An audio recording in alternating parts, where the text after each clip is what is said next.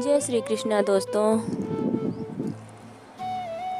श्री कृष्ण जी कहते हैं, जो मानव अपनी निंदा सुन लेने के बाद भी शांत है, वह सारे जगत पर विजय प्राप्त कर लेता है। अगर परछाई कद से और बातें अवकाश से बड़ी होने लगे तो समझ लेना सूरज डूबने वाला है।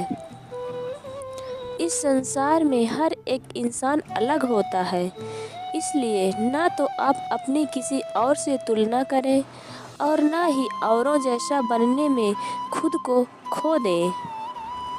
श्री कृष्ण जी कहते हैं, अभिमान को आने मत दो और स्वाभिमान को जाने मत दो, क्योंकि अभिमान आपको उठने नहीं देगा और स्वाभिमान कभी गिरने नहीं देगा।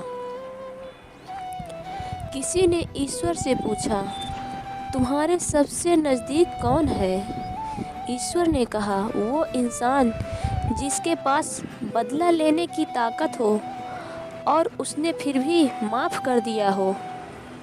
हारे हुए की सलाह, जीते हुए का अनुभव और खुद का दिमाग इंसान को कभी हारने नहीं देता।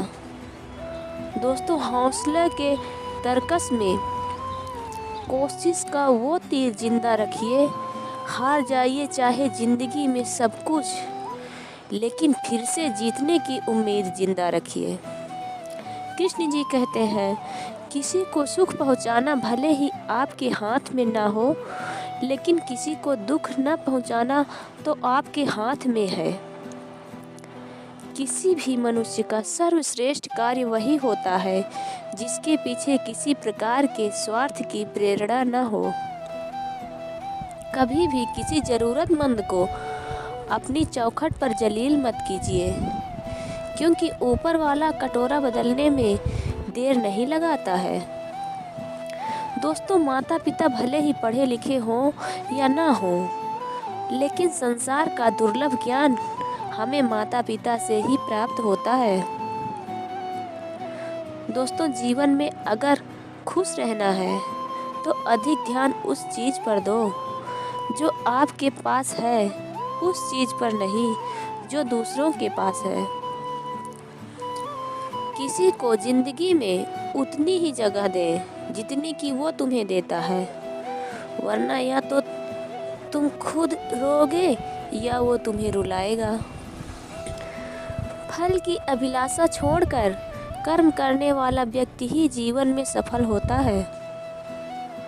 जिसने पहले कभी भी आप पर उपकार किया हो, यदि कभी उनसे कोई अपराध भी हो जाए तो उनके उपकार को याद कर उन्हें क्षमादान अवश्य देना।